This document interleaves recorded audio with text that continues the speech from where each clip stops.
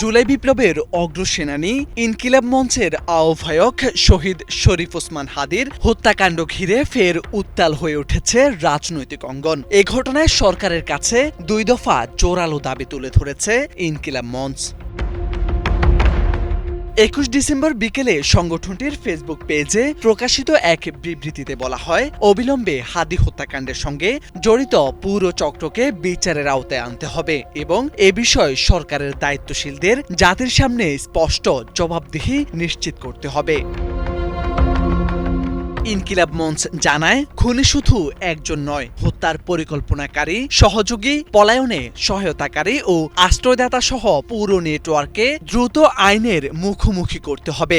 সংগঠনটির অভিযোগ, ১২ ডিসেম্বর থেকে এ পর্যন্ত হত্যাকাণ্ডের বিচার প্রক্রিয়া এগিয়ে নিতে সরকার কি কি পদক্ষেপ নিয়েছে সে বিষয়ে জনগণের সামনে কোনো পরিষ্কার ব্যাখ্যা দেওয়া হয়নি।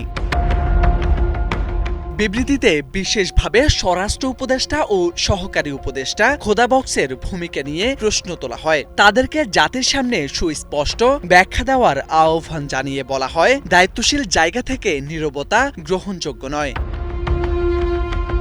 এছাড়া ইনকিলাব মঞ্চ দাবি করেছে, সিভিল ও মিলিটারি ইন্টেলিজেন্সের ভিতরে লুকিয়ে থাকা ফ্যাসিবাদের দোসরদের চিহ্নিত করে অবিলম্বে গ্রেপ্তার ও বিচারের আওতায় আনতে হবে। হাদী হত্যাকাণ্ডে রাষ্ট্রীয় নিরাপত্তা কাঠামোর ভেতরে থাকা কোন ষড়যন্ত্রকারীর সংশ্লিষ্টতা আছে কিনা তা পূর্ণাঙ্গ তদন্তের মাধ্যমে উদ্ঘাটনের দাবি জানানো হয়। সংগঠনটি কঠোর হুঁশিয়ারি দিয়ে জানায়, উত্থাপিত প্রশ্নগুলোর সন্তোষজনক ব্যাখ্যা দিতে সরকার ব্যর্থ হলে সেই ব্যর্থতার দায় নিয়ে স্বরাষ্ট্র উপদেষ্টা ও সহকারী উপদেষ্টা উভয়কেই পদত্যাগ করতে হবে।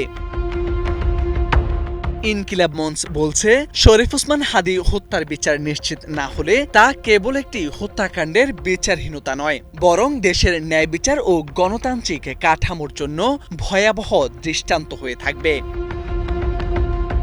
মোর্শেদ আলম, বাংলা ভিশন।